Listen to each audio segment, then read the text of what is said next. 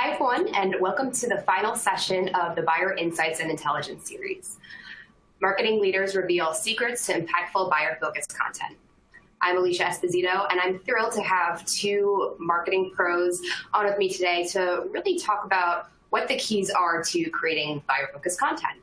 We all know, we've heard it before, that the customer needs to be the star of the story, right? We need to get into their minds, walk in their shoes, and really speak to them in a relevant and compelling way. But as content preferences change, as new channels emerge, the question always remains, well, what does that mean for me today? So hopefully we'll get to the heart of that during our session today and share some tactical tips, takeaways, and real-life examples along the way. And of course, throughout the session, our team will be sharing some key points and takeaways using the BII19 hashtag. And of course, we encourage you to do the same.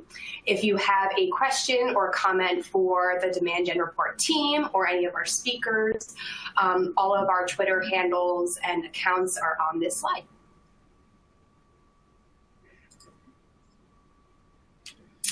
And as a thank you for joining us today and throughout all of the other sessions for this series, we have a special BII19 prize pack drawing. Every time you register for a BII session, you'll earn one chance to win, and you'll get a second chance to win when you attend the session live. So double likelihood that you'll win a special prize. And those prizes are on this screen. You can get an Amazon Echo 2 pack, Echo Show, or even free passes to our 2019 B2B Sales and Marketing Exchange event, which is taking place this August at the Encore Resort in Boston. And for today's presentation, we are using the On24 platform. This slide on the screen now basically shares everything that you need to actively participate in the session today. So you can submit questions as they come to mind on the top right-hand side of the screen. We will have a resource or two for you to download, and that is accessible on the lower right-hand side. And of course, we want to hear how we're doing today and for all the other sessions that took place earlier this week. There's a short survey that you can complete by clicking the survey button at the bottom. This will help us just make sure the content is relevant, that it's compelling, and of course that it's valuable for you and all of our other attendees. So be sure to share your feedback there. And of course, through Twitter. You don't have to toggle between all the different tabs. You can simply just use the Twitter section of the platform on the left-hand side. So I know at this point, we usually read bios, but because this is a conversation, I figured I'd shake things up a little bit and hand it off to our panelists to introduce themselves and a little bit about their roles at their respective companies. Amanda, how about you kick us off? Hey everyone, my name is Amanda Maximiu. I'm the Content Marketing Director at Fuse. If you're not familiar with Fuse, we're in the communication and collaboration space, and our solution powers calling, meeting, chatting, sharing in one easy-to-use app, either on your laptop, computer, or your mobile phone. As Content Marketing Director, I'm responsible for really all things content at Fuse, whether it is brand awareness content, top-of-funnel content, demand gen, helping to pull our buyers through the journey, and also some customer-focused content as well. Great. Dave? Yeah, thanks, Alicia. And hi, everybody. I'm Dave Bruno. I'm Marketing Director here at Aptos. We're a software and services technology provider to the retail industry. My role is twofold. I'm responsible for brand messaging and content strategy. And together, those two roles give me, I think, a pretty unique perspective on how to develop content that moves the needle both for demand gen and for brand. And I'm excited to share today what we've been doing lately. I think we've maybe struck a couple of things that are interesting. So hopefully we'll find out by the end of the session. But I think we've got some interesting things happening. Great, thanks. And for those of you who don't know me, you may be confused as to why I'm introducing the session and speaking on the session. I'm Alicia Esposito. I'm a senior content strategist for the entire G3 family of brands. So that includes Demand Gen Report and Content for Demand, our agency brand. And I've had the pleasure of working with Amanda and Dave in several respects for our events as well as for some content creation. So I'm really excited to get to the heart of all the exciting and innovative things that they're doing as content creators, and of course share some best practices for everyone out there who may be wondering how they can create more relevant and impactful content.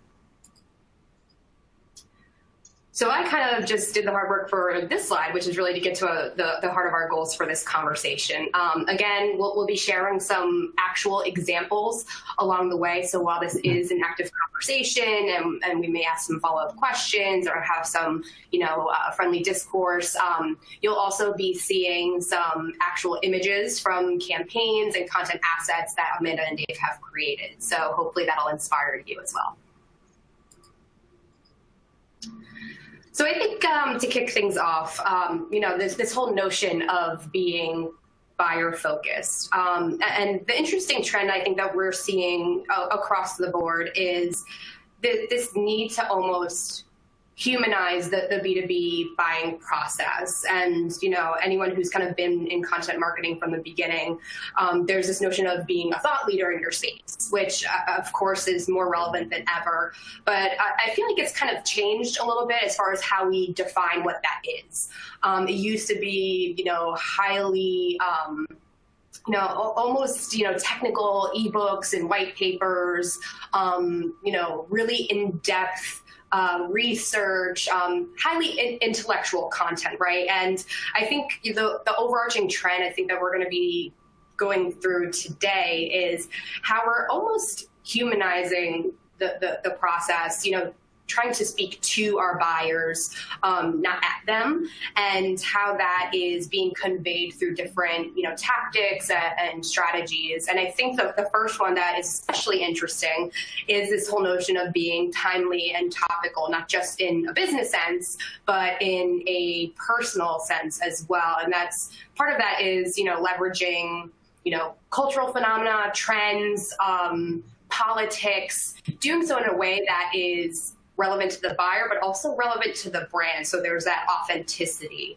And I'm curious how you guys are tackling that. I think, Dave, you're in an interesting situation because you're speaking to retailers.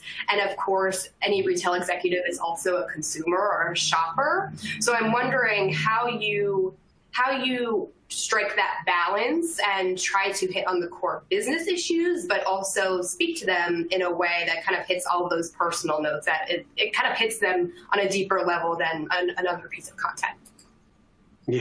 Yeah, I'm not going to lie, Alicia, I'm shameless. As you can see on this slide right here, I am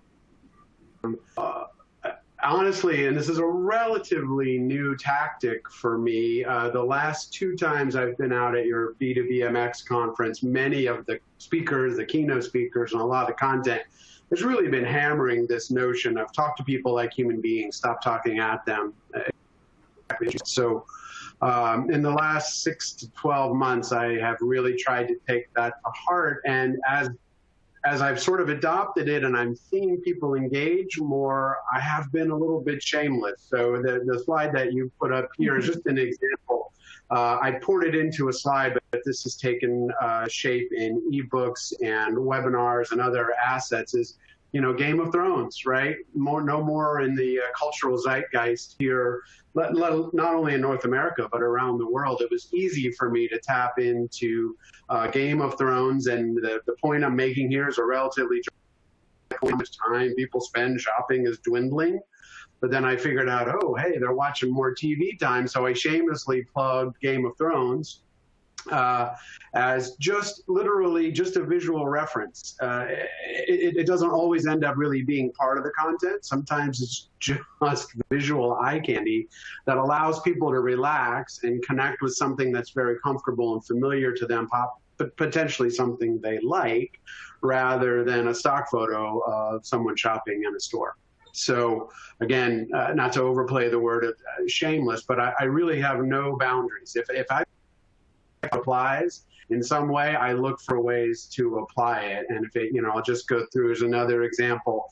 This was an event, a presentation that I gave for an event that happened to be coinciding around the Coachella weekends in the spring, and I found a way to work it in there. And this is a little less shameless because there were actual legitimate connected data points. But again, no hesitation to try to find imagery and messaging that's fully relevant in the cultural, what's relevant in pop culture today. And then this last one is truly shameless. I have no pride whatsoever. But this is a page out of an ebook that I created talking about the role of influencers in retail.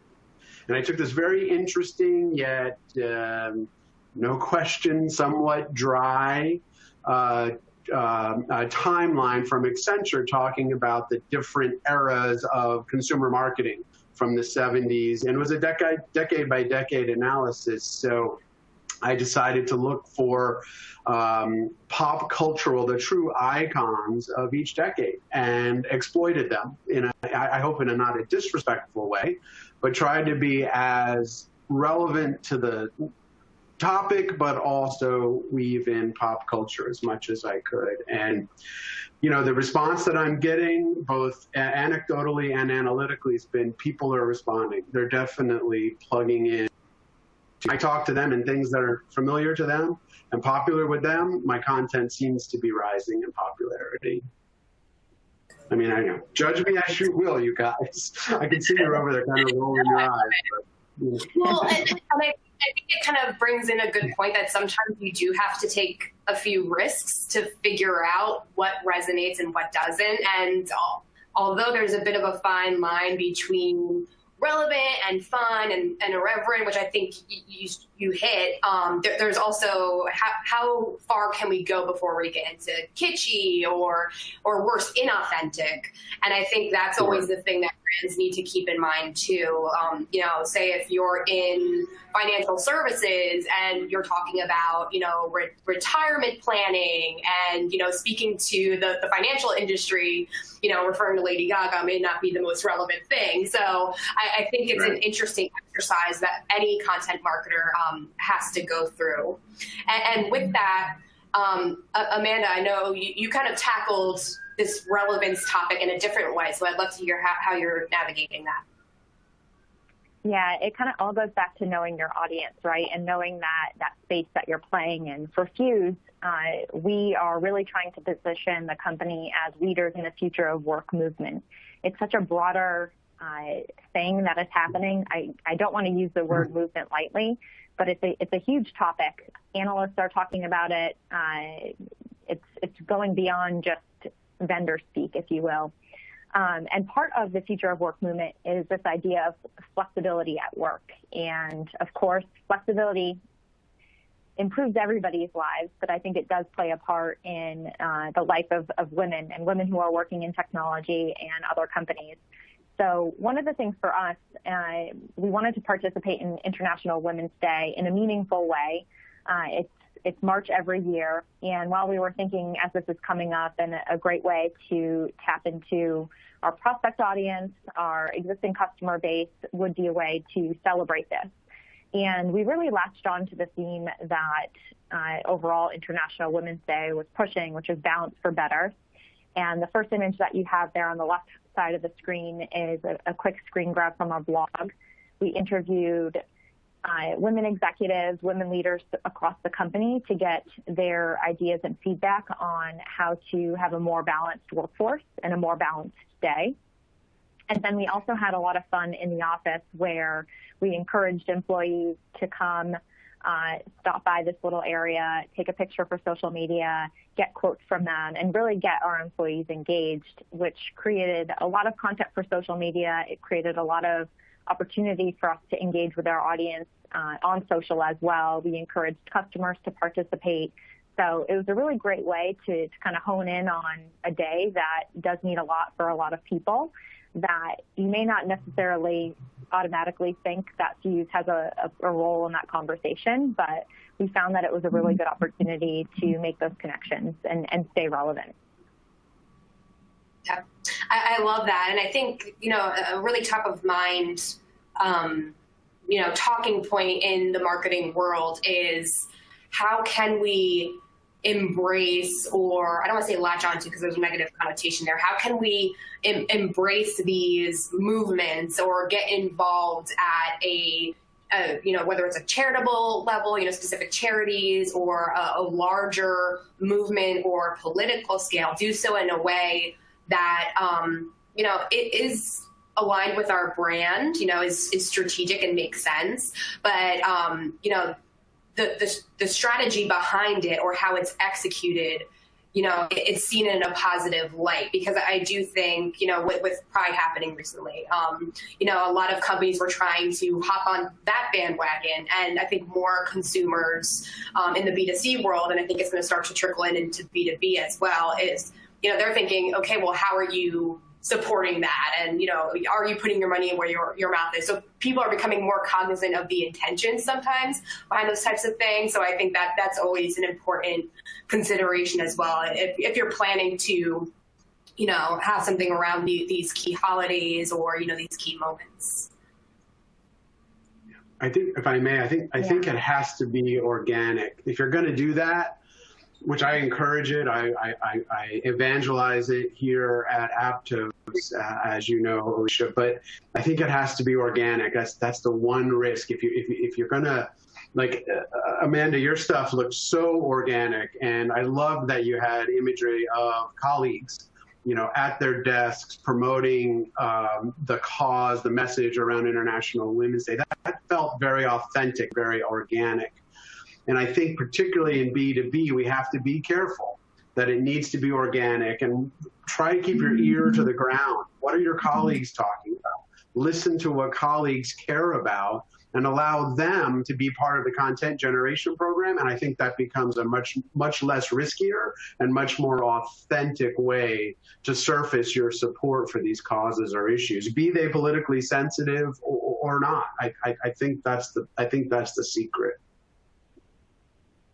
Yeah, and for us, including employees in on it really helped ensure that it was authentic, because each person had the opportunity to express their viewpoint and really contribute, versus having just a blanket statement about International Women's Day, for example, in this case from Fuse.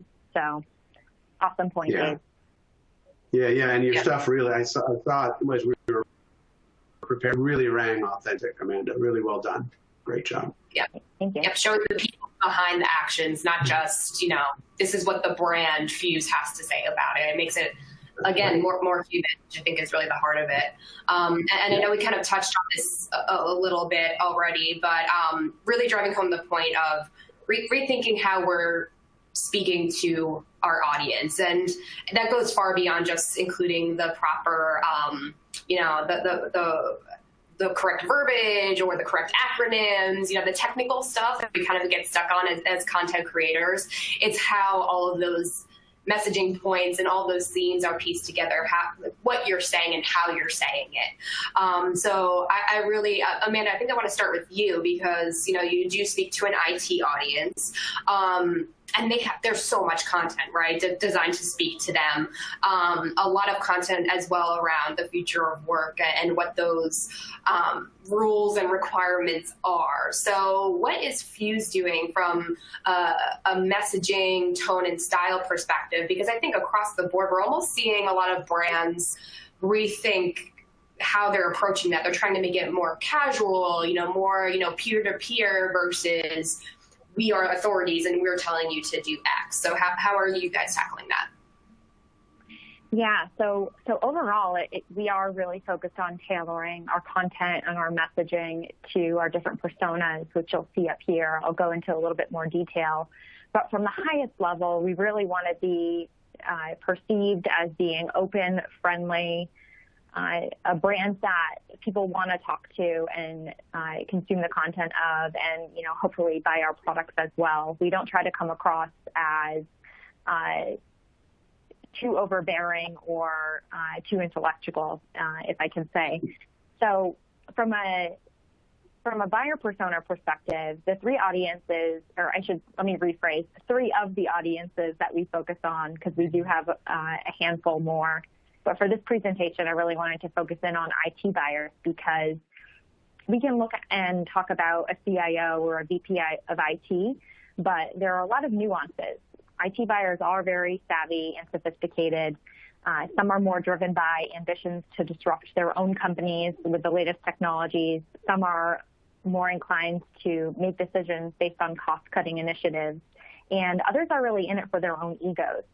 So as I'm thinking about how to create content and how to tailor our messaging to these different buyers, it's really important to keep those components in mind. And that's what we've done with creating the content themes and initiatives around future of work, proven in the enterprise, and game changers, to really hone in on those characteristics about the buyers that I was discussing. And for each of those kind of themes, we have pillar assets or pillar messaging, in some cases both. So for that IT buyer who is really driven to disrupt their company, do something really cool and exciting, stay on that cutting edge, we do think future of work is a strong message there. And one of our pillar content assets for that theme is this new report which we launched called Productivity at Work, the Fuse Communications Index. It's the first study of its kind that we know about, where we've analyzed 5 million workers, 20 million phone calls, and 30 million chats, in addition to almost 2 million meetings. And across all of that data, we're trying to find the new trends, the new insights, best practices to help people not only figure out how to use technology better, but in addition to making communication and collaboration work at their companies more efficiently. In the proven in the enterprise space, you could see the message is entirely different. It's something where we really want to instill confidence in knowing that if you choose Fuse, you're making the right decision. This is kind of we've been there, we have case studies to support this. We can show you, Mr. CIO, how we've solved these problems, how we've helped these customers save costs. And that proven in the enterprise is our overall messaging for that bucket. And then for that last persona category, where we kind of lean into this ego-driven, is the campaign that we actually worked on with Content for Demand, which is the Game Changers campaign. And this is a combination of a customer piece and an influencer marketing piece, which we'll go into detail. I know later on, Alicia, you'll be asking questions about that. But to give kind of a quick intro, we thought it would be really interesting to tell stories of how IT leaders, customers and non-Fuse customers, are doing really cool, innovative things around digital transformation, around those areas of technology, and use that to really position the IT leader as the champion in the story, to kind of really hone in on the fact that they are a little ego-driven in some cases and want to be kind of made a star.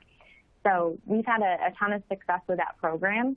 And I want to just go through a couple more examples here to help illustrate. On this future of work side, you can see some additional sample messages and snapshots of content that we've created. We just finished our first inaugural event on Future of Work called Flex Summit. We brought in over 22 speakers, and again, this was perfect content, perfect opportunity for us to really go all in on future of work for those IT leaders who are extremely progressive and want to do things with technology and push their organizations forward. The other two images I have here are some of the research that we've done in the past. Typically once a year, we'll do a broad-based survey just to identify new trends. This gives us a lot of ammo for creating content, whether it's short form on social media to blog posts to these longer form reports, which I have here. And just to give a little bit more color on the proven in the enterprise messaging and really kind of tailoring and honing in, because it's all about knowing your audience and knowing how to address those pain points that they have. So for this slide, it could be, I'm not sure who Fuse is, I'm not sure what the capabilities are, the features, but I do know that overall IT is really complicated and I need to get my bottom line down. So these are some of the messages we've seen resonate really well with those kind of talking points in mind. And arcing back to game changers, we've done a ton with this content, pillar piece of content and this campaign.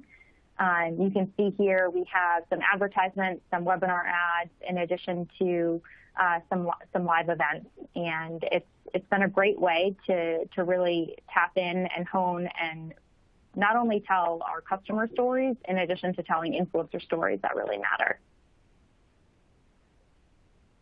I don't know, Amanda, the surveys with only 5 million data points, I think you guys step up your game just a little bit. I don't want to say, but I want a bit more data there. That's great. I love it. So Dave, how about you? Because I know for the most part, you're largely speaking to a higher executive within the retail organization.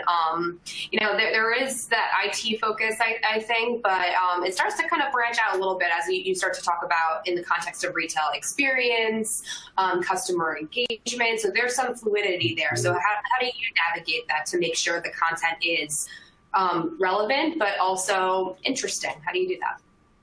Yeah. There's. I wish I could wave my magic wand, Alicia. I really wish there was a magic answer to that. I don't pretend to know the answer, but what I have tried recently, and you're right, we do often.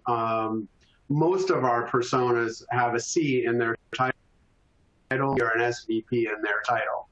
So navigating the tone, walking that tightrope of tone, is an ongoing challenge. I don't think it ever ends. So lately, and again, often, primarily at the prompting of the content from B2BMX, it really hit home with me in February. I've really been aggressively changing my tone. And here's a screen grab from a piece that I did where I'm just getting right at it. There's no marketing speak in here, right? And this is like getting right in your face. Now, I don't know if this is good or bad. We'll see over time, but it's just one example of, if you're not tech savvy, if you're not tech enabled, that's not good enough. And, so directness is a tone change that I've really tried to apply, no mincing words. Of course, you have to have some gravitas and authority to take out, people have to respect you as a brand with some credibility to be that direct. But I do think that we've accomplished that credibility. We've achieved that credibility that we need to talk this way. So I'm trying tone by being direct.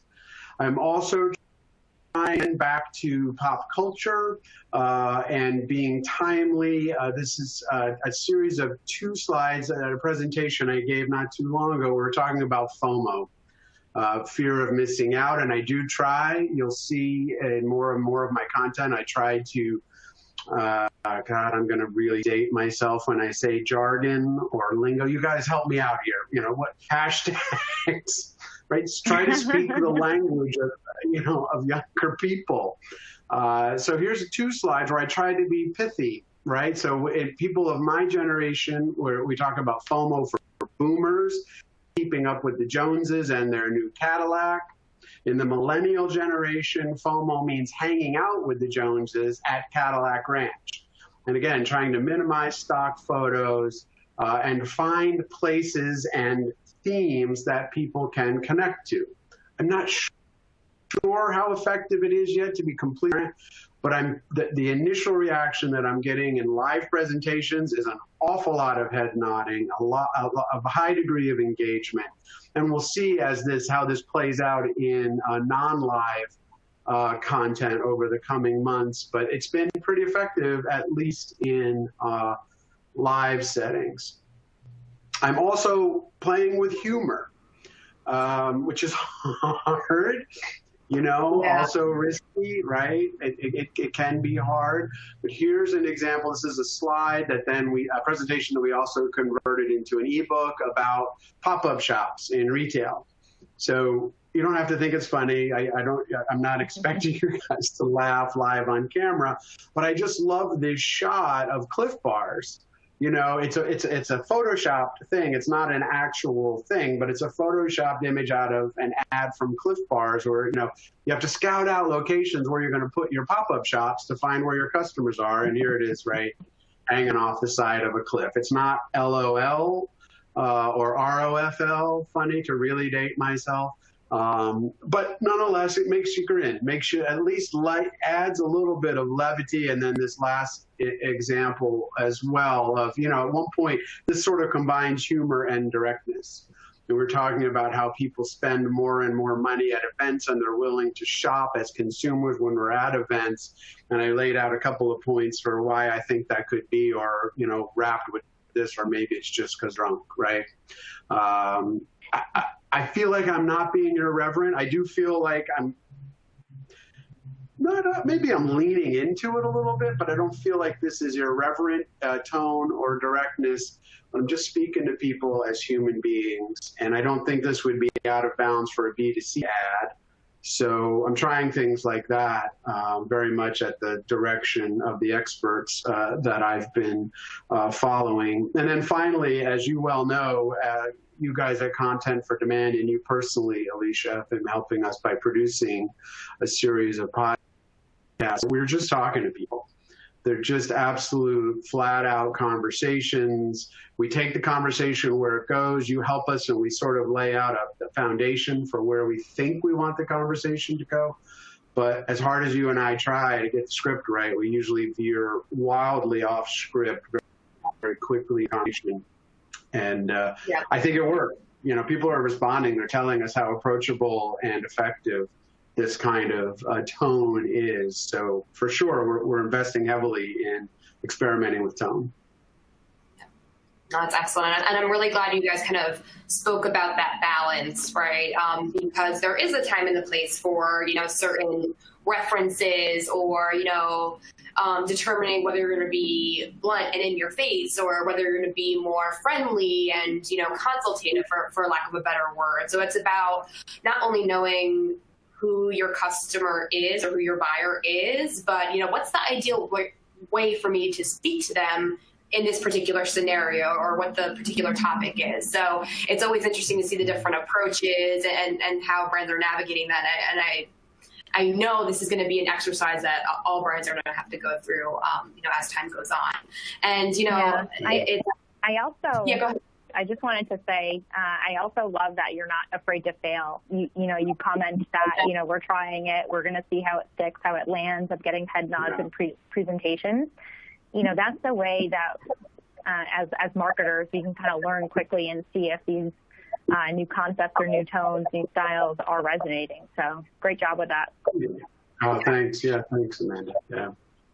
And is that something, Dave, that quick follow-up question before we move on, is that something that you kind of had to work on as far as getting buy-in from the rest of your team, as far as saying, let's do this, let's give this a go, and see what happens? I know sometimes the cultural elements at play, you know, that's always something that comes up for, you know, for the people we speak to, at least, if we want them to lean into this new approach. Yeah, that's a good question, Alicia. I think I'm a little bit anomaly because I'm not only a content developer, I'm a content deliverer. So I get a chance to put myself out there as the guinea pig, and people don't really care if I fail. You know, so if I go to events and present, I often test things through live stuff that I'm delivering myself. And again, my team they don't really care if I fall on my face, as long as I don't compromise opportunities. So culturally, it's easier for me, and perhaps there's a lesson in that, is find someone who will partner with you. If you are not a content deliverer, find someone who is to partner with you, who's not afraid to take some of those risks and try it in a low risk environment, because then it's easy. Then I come right back from the event and I say, you guys, people really connected with this. This really worked. I want to try it in this new iPaper or ebook. So and maybe there's a lesson there. Find a partner that's willing to take the risk. Yeah. Yep. Or who you can blame, right? Exactly. No, and what I really loved about the insights that you guys just shared is that they all, this conversation around speaking to your buyer, not at them. Influencers both played a pretty significant role in one component of the campaign, or as a part of a long-term initiative, and it is a very hot topic now. Everyone's just trying to dip their toe in the pool or cannonball in and see how it works out for them. So Amanda, I think I'll start with you because you do have those 3 different buyers that you were focusing on. For the game changers, especially, you used them for a pretty long-term initiative that spanned tactics and channels. So I'd love to hear your approach for that. Never mind, I messed up. It's Dave first. Since you sorry. No, we can go ahead. Just jump ahead. It's only 2 slides. Just jump ahead if you want. We can come back. All right. Yeah. Well, let's do that. Okay, so let's start. Can I do that? Yes. There we go. Yeah, that sounds good. Fun content, right? Yeah. So, Amanda, let's jump in with you. How are you planning to use influencers, not for just this one and done asset, but for a long-term strategy? Yeah, absolutely. So I want to first talk about why we went down the path of influencers, because in a B2B sense, influencer is entirely different, I think, than the consumer example where you're finding people on Instagram who can promote your brand. That may work with some B2B companies. I haven't figured that out yet. So if anyone has any ideas, I'd love to hear about them. But in our case, I had a request from the sales team, which was this: we need more case studies. We want to hear from our customers. And if you do sell to customers similar to ours, it's sometimes really hard to get a customer to agree to doing a case study.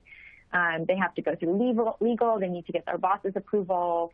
They're not going to give you numbers, so on and so forth. We've all been through those challenges. So as opposed to approaching them with a case study idea, we approached them with this idea to highlight them in a game changer piece that we were doing. So as I mentioned earlier, it really puts our customer kind of in that hero or champion viewpoint. And we got a lot of people to say yes. In addition, this opened the door to chat with people, IT leaders outside of the Fuse customer base, because we were able to reach out to these IT leaders and say, we would love to feature your story about digital transformation and really showcase how you're being a game changer. And that's created some great opportunities for us to open doors with other brands, in addition to kind of capitalizing on their influence in the brands that they do have and they've built. So as Alicia mentioned, the campaign's taken on a bigger life than we initially thought. Initially, I thought that we would have our landing page, we would have the stories, there would be a nice online home, it would be a great converting asset. And of course, it's been and done all of those things. Historically, over the last year, it's consistently been our top downloaded asset and top performing asset in various content syndication programs, which is really great. And we give people the opportunity to download the full report if they want all 14 stories, or we give them an opportunity to kind of click and choose into which story they want to read. Maybe they are in the manufacturing space and they want to just learn about that industry, that vertical, versus read the whole content. It's kind of like choose your own adventure, if you will. In addition to that content, each individual story was made available, as I mentioned here. So these can kind of come across as little case studies, if you will. It's something that our sales team has been super excited about. They're eager to share the content, and it makes it much more attainable. It's not too long, didn't read, I'm moving on. It's a shorter form piece, really highly designed and nicely laid out. We've also applied this campaign and approach to digital ads. And in some cases, I didn't include any of the examples here. In some cases, we included our customer names if we did have a bigger logo that was participating in the content, just to, again, capitalize on the awareness that they have to make the ad, the message, the content seem more interesting. And that's all been working really great for us. Yeah, that's fantastic. Wow, that's gorgeous. Really, really great stuff. Wow. Great. Thank you. So now I think we'll jump back, right? I'll click on.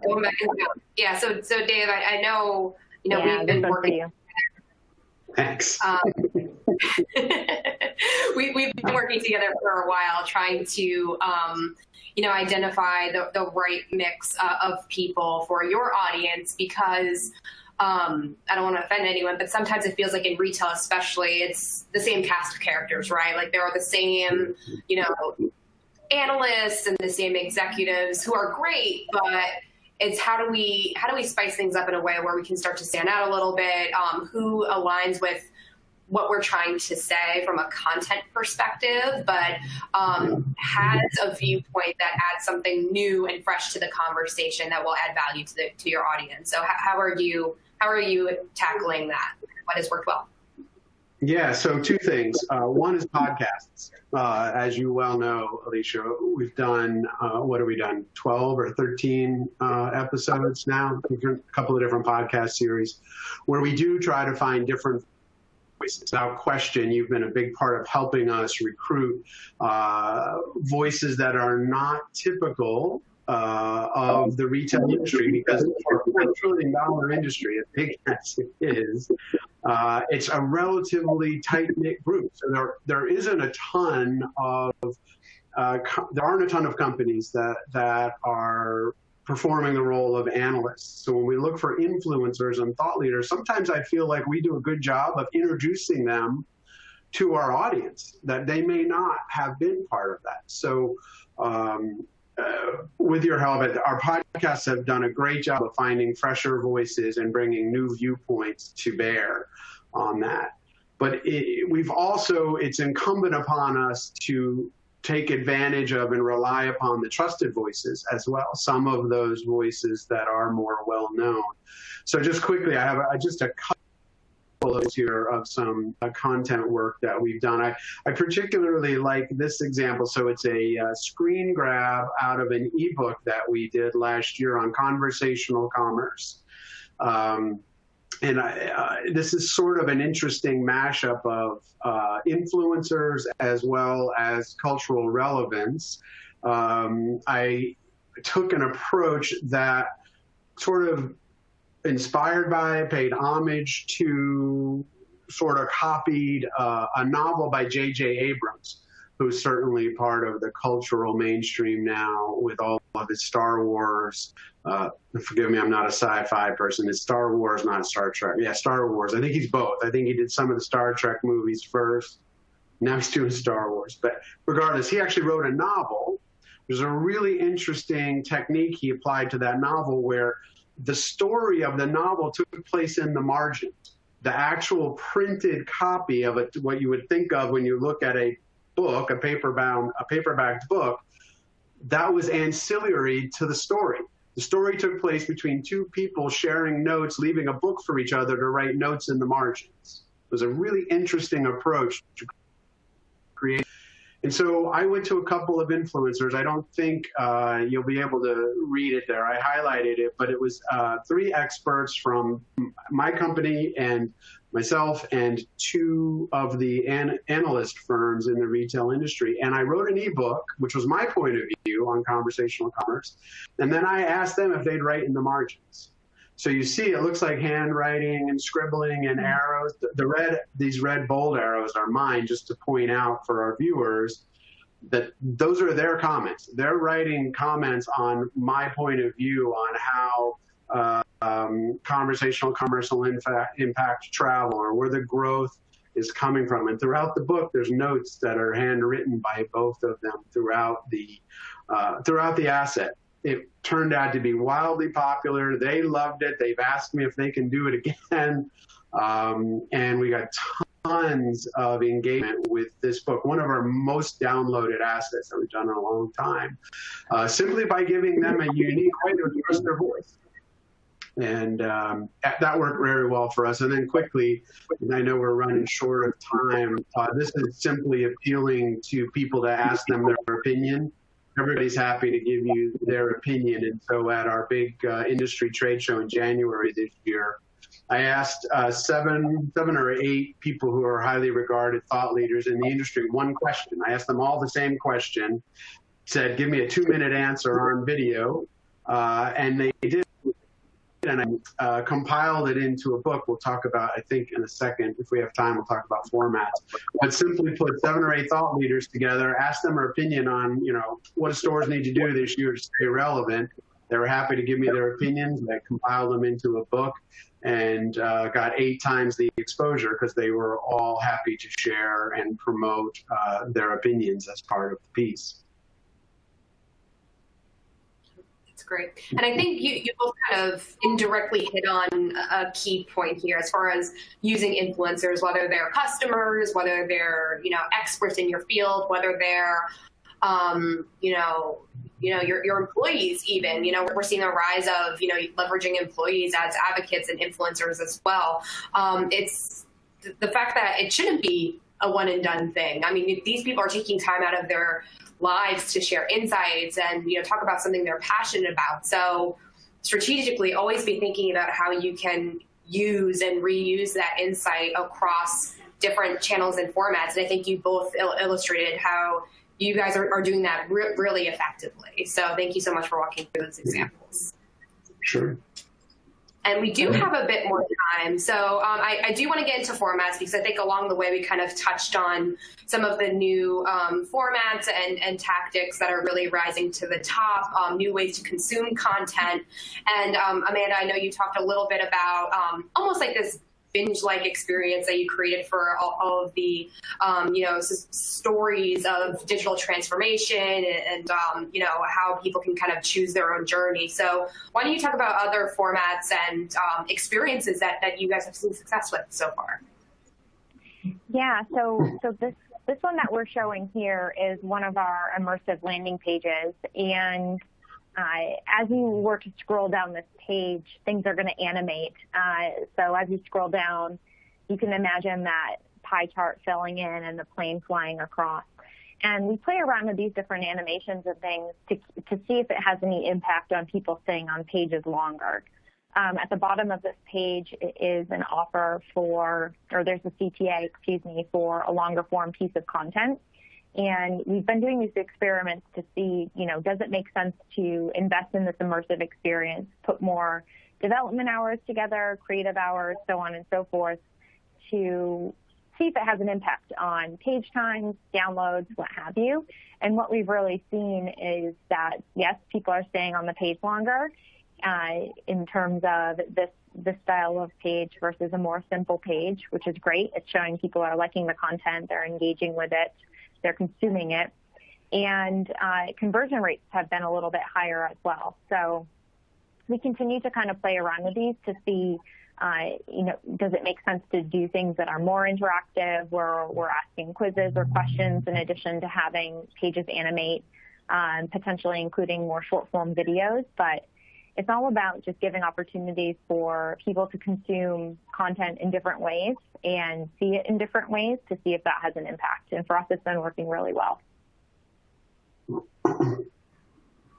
Excellent. I love that. And I love that you hit on, the importance of testing and making those little incremental changes. I think when people think about interactive and these reimagined experiences, it's, all in, really dramatic, and, it's a big jump from what you're used to from a strategic standpoint. And, I think you really called out, those little subtle changes, how they can really make an impact on not only the user experience, but also what you guys are getting in return as well. Yeah, absolutely. And the kind of next area that goes into this testing different formats is bringing the content to life and using the content we're creating to power our live events. One of our main strategies is to really connect with our potential customers in person in field events. I think in the U.S. alone this year, we're going to be doing over 100. So we do a ton of field events. And one of the things that, as a content person, I'm thinking about is, okay, that's great. There's so much more than just going to a basketball game or having a nice steak dinner. So what's the right content that we can tee up in those events to make people more engaged so they walk away from that event really knowing something about Fuse? And we've brought game changers kind of on the road at a variety of field events. And they've taken a couple different formats. In one case, it was at a really nice restaurant, steak dinner, where we brought in our customers and other thought leaders to do kind of a roundtable discussion live amongst the group to talk through their stories. In other cases, we actually did it before a basketball game. You know, we had access to the suite, so invited people into the suite about an hour, hour and a half before tip-off, and brought in a nice, beautiful banner, which you see there, with the Game Changer branding, and did a live interview of our customers in front of the group as well. So it's created a great opportunity to do video content at these as well, to ensure that we're always testing new formats, capturing new formats, and taking all of the advantage and opportunity we can when we are in front of customers.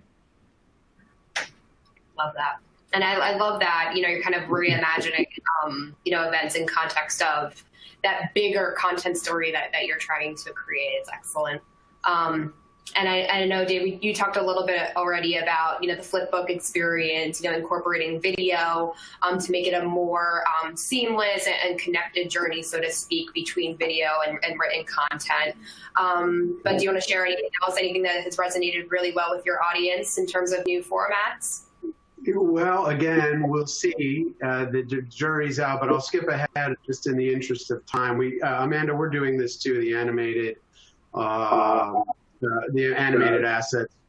Again, this one with content for demand. We're investing heavily in this format, so it would be interesting to share results offline at some point to see how you guys are doing. We're doing well, but we're investing in them as well. But this is the one point I thought I'd pause on just briefly. Internally, I've set a new standard for content that I'm involved with, where I'm asking people to produce content that can be consumed quickly or as quickly as one can consume a meme. So this is a page, a screen grab of a page out of a 65-page book, which the page count could sound daunting, but I'm experimenting. I want each page to be not intimidating. I want every page to be comfortable. I don't want you to look at anything and say, I got to lean in. I got 600 words I got to slog through here. So I'm experimenting with a new format of high page count, low word count per page. And you know, even if I go back one slide, I've been working together on these animated iPapers. Even this, to me, as you have heard me say many times, Alicia, fewer words per screenful or per panel. So as you jump a page at a time, I want each page to be very consumable. So that's the bar that I'm trying to set is, if it takes me more than 10 seconds, I got to hover around, okay, shifting expenditures, move around, the mobile screen changes, the bars change color to get the different stats. If it takes me more than 10 seconds to consume a page, a panel, then I want to think about that, make sure it's the right thing to do. It's not going to work in every case, but we're trying it. And we're even trying things even in traditional sort of PDF style ebooks where we're hiding some content behind clicks. So give me the 30 words, and if you want to dig in, you can, and I think you've still gotten the core of our message. So again, jury's out, you guys. We'll see how effective it is. But this is a 3,000 odd word piece that's broken down. I cut it back, edit it, big visuals, big fonts, fewer words per page. So we'll see. We'll see how it works, but I'm definitely giving that a shot. And we don't have time to go into this, but we are investing as well in pretty serious audio storytelling through podcasts that are not necessarily interview formats, but storytelling. But that's for another short on time.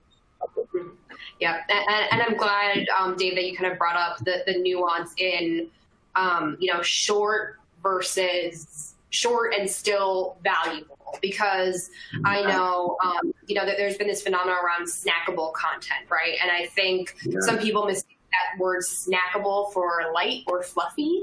And I think there are ways to tackle both in a really effective way. Make it really concise, easy to consume, but still have it hit all of those points, all those core points that you initially intended to as a content creator. And we are very short on time. I had a feeling this conversation was going to fly by. So I think I'm going to combine this point around measurement with our closing point, which is as far as lessons learned for you guys, as far as embracing these new formats, these new messaging approaches, content marketers are kind of reassessing, how they're measuring, user engagement, buyer engagement. Of course, some of the core KPIs are still intact, but that's kind of changing and evolving. How are you tackling that? And generally speaking, what have been your most critical lessons learned or takeaways that you think will be really valuable for everyone watching today? Amanda, how about you start? Because I know you had very metric-specific insights to share. Yeah, so these are the metrics that we kind of pulled together based on the Game Changer campaign that I had mentioned, I've been talking about throughout this whole discussion today. And for us, we went in knowing that we wanted it to really be a top asset in all of our programs. Naively, I wanted to hit 500 downloads. We've well surpassed that, and we're over the 1,000 mark, which is compelling for us because we do sell to a very specific audience. So that's been really tremendous. And then what's more, it's translated to true opportunity influence on the pure play sales side. And something I really didn't get into too much, and I know we don't have time, but we've used it as a sales enablement tool as well. So if there is a really high value prospect, we've actually mocked up Game Changer campaigns to show if you choose Fuse, we can do this with you and we can make you a game changer. So you'll have that in your toolkit. And it's worked really, really well. Most recently in Q4, being able to influence over 2.4 million in sales. That's fantastic. That's fantastic. Great. And Amanda, any final best practices or takeaways that you want to share as far as this you've been on? I think the biggest thing is always audience and really knowing who you're creating content for. I don't want it for people to kind of shy away, I've heard this advice, but it's so important because knowing the kind of ins and outs of who you're writing for or who you're creating content will be that much more compelling to be able to inform your strategy. So for me, it's always knowing audience, taking that time and tailoring your message to that. Dave, how about you? Yeah, just quickly, I would say humanize your content, understand that you're talking to human beings, playing right off of what Amanda said, understanding your audience. But even before you understand their specific attributes as it relates to your particular marketing efforts, understand they're human beings. They have short attention spans that are constantly getting shortened. Right? Think Instagrammable moments. Think about the things that people are migrating to and be like that. We'll see if it works, but I'm certainly trying. No question about it. This is great. Well, Amanda, Dave, thank you both so much for taking the time out, sharing such honest feedback on your personal experiences, what's worked, how you kind of tackled this new reality head on, as content marketers, as creators. I really appreciate you guys taking the time out to chat with me today. And thanks everyone out there for watching. As you can tell, there are a lot of real-life examples, a lot of insights and tactical takeaways that you can kind of take from this presentation and hopefully apply, in your initiatives moving forward, or at least share with your team to get inspired as well. It's just a matter of getting started. So if you have any questions, I'm sorry we weren't able to get to them. We'll make sure we follow up with you directly, connect you to the speakers, and share any samples that resonated with you. So thank you guys so much for taking the time out to join us today. And I'd be remiss without a shameless plug, right? We have our B2B marketing exchange event coming up for 2020 in Scottsdale. And we also have our sales and marketing exchange event coming this August in Boston. So definitely check out those events if you're looking for other tactical insights and best practices from practitioners like you've heard today. And that is officially a wrap on our BII 19 series. Thank you guys so much for joining us today and for all of our other sessions. If you missed one, or if you want to go back and listen in to a session that you really loved, all of the presentations are now available on demand, and you can watch them again and share them with your friends and colleagues using the link on this screen.